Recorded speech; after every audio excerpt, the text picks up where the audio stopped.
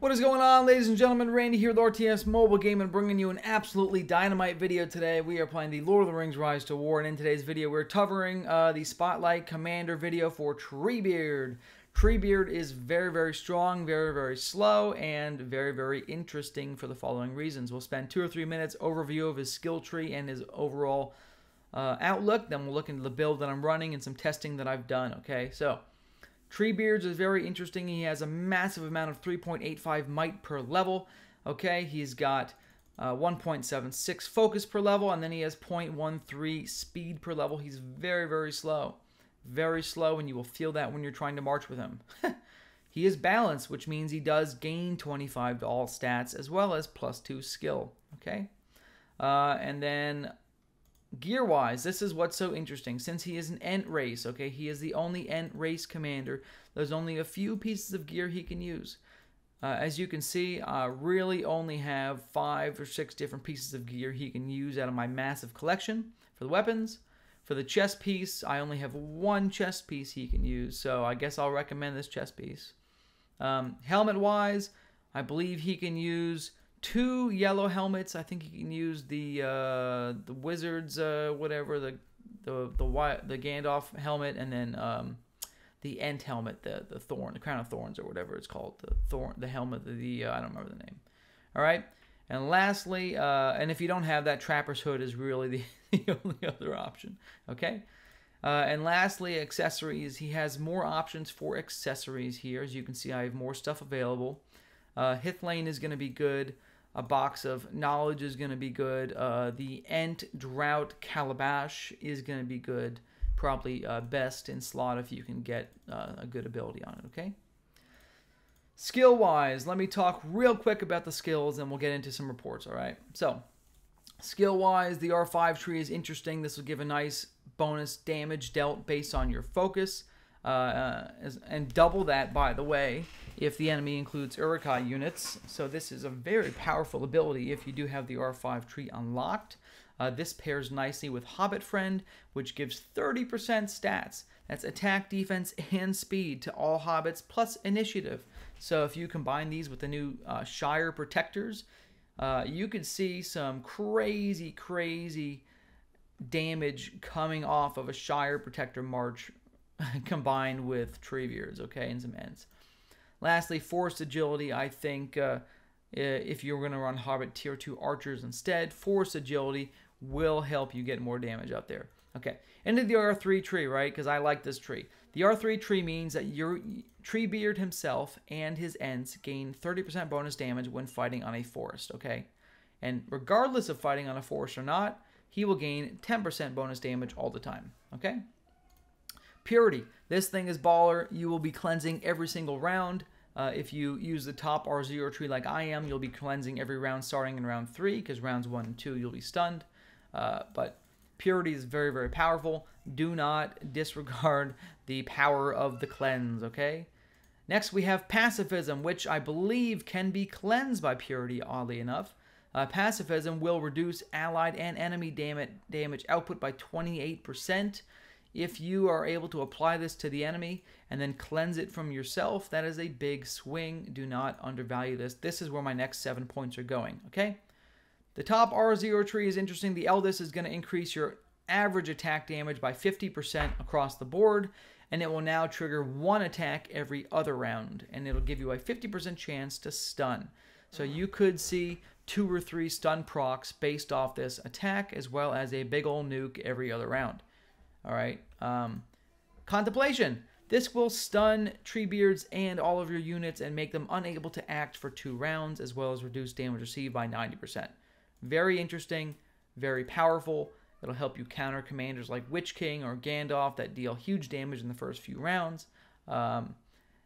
Sun-Ind, right, Isildur, all these commanders with these inspiration ability that give them huge damage in the first couple rounds.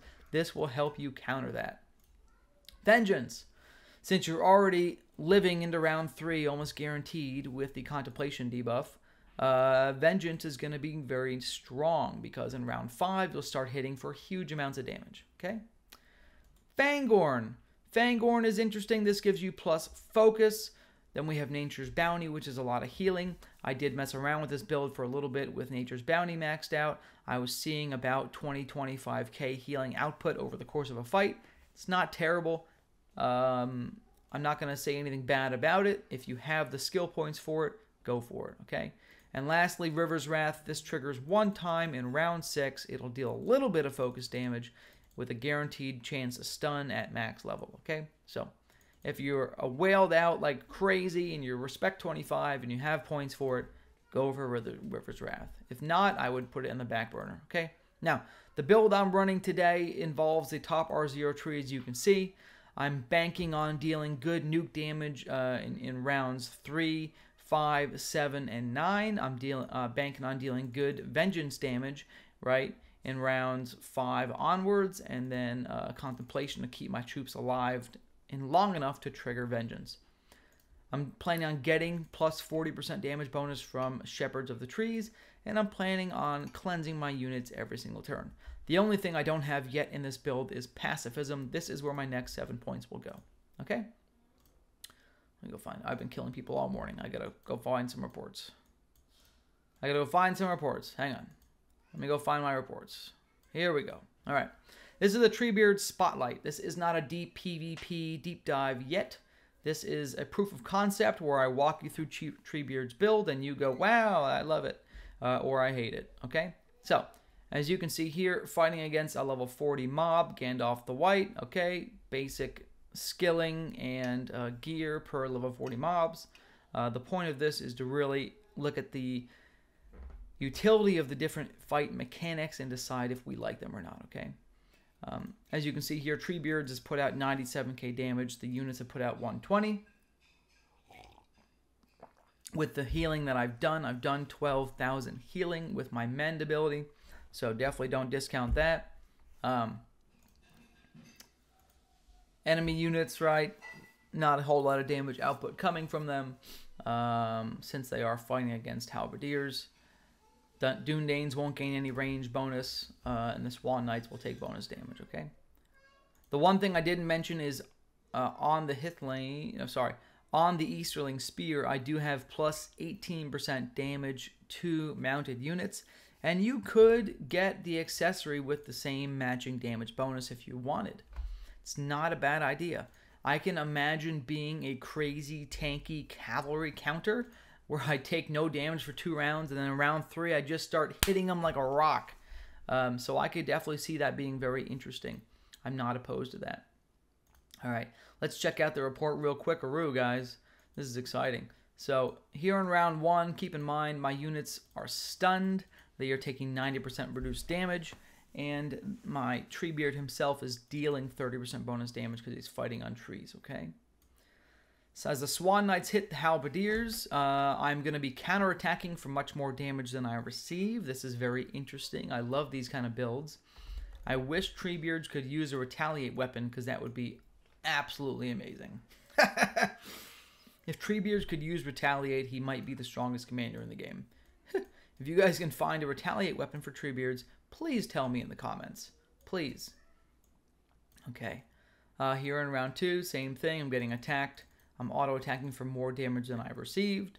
And overall, I've only received a few thousand damage going into round 3. So, Treebeard's ability works similar to Gil-galad's dodge, right? The avoidance ability that Gil-galad through Kingly Kin. If your units are slower than the enemy's units, you will actually pick up a 3rd turn of benefits from those skills. Same thing here. Since the Halberdiers are very slow, they will actually not purge their own debuff until it's their turn to attack. So the slower your units are, the more benefit they're going to gain from the Contemplation ability. Okay, as you can see here, I'm literally dodging an entire 3rd round of damage. But then I'm going to come in, boom, Purity, round 3. Here we go. Defense minus has been cleansed. I'm going to mend them for 4,194. Trigger Madness. I'm going to auto attack for 16,680. I will stun the Swan Knights. I mean, this is a lot of damage and a lot of things happening all at once. Halberdiers are going to come in, hit the Swan Knights for 18k. And this is round 3. Wait until the Swan Knights don't have their crazy defense in round 4. Here we go. Into round 4, guys. Into round 4. I'm now taking full damage. I have nothing left to cleanse. My Halberdiers are hitting the Dunedanes for almost 16k. All right. And then here in round 5, we're going to see all of Treebeard's things come into effect. Here in round 5. So, Treebeard hitting for vengeance for 17,000. I'm going to cleanse my Halberdiers. I'm going to mend them. I'm going to trigger Hysteria. I'm going to attack the Swan Knights for 20,000 damage. Treebeard does decent damage, and once he gets his vengeance rolling, like, he's ready to go. He is ready to go. Halberdiers are hitting. I mean, everybody's hitting. It's getting round 6. More vengeance, and vengeance is going to trigger every round, right, guys? Starting in round 5. I get stunned. I cleanse it immediately because of purity. It's just so strong. He's such an interesting commander. I'm just smacking these guys, dude. I'm just punching them in the face. Oh my goodness, the vengeance is coming in. So, as you can see, if you can get into the late round fights, you could easily see Treebeards pumping out 150 to 200,000 damage. I think it's absolutely realistic to say that's doable. Honestly, Mend is interesting, but I would almost want to see what this looks like with another plus 18% damage to cavalry. If I'm dealing plus 36 damage to enemy mounted units, this could be a crazy, crazy counter for all of these, you know, very powerful mounted unit builds, right? You got Theoden, you got Gandhi, you got all these mounted people. This could be knocking them out. So, theory crafting with Treebeards, it's interesting. The one build that I can't try because he's not high enough for spec level, right? I would like to try the R5 build. Somebody please go get Shire Protectors and Ents and Spirits of the Wood. And let's go ahead and run that.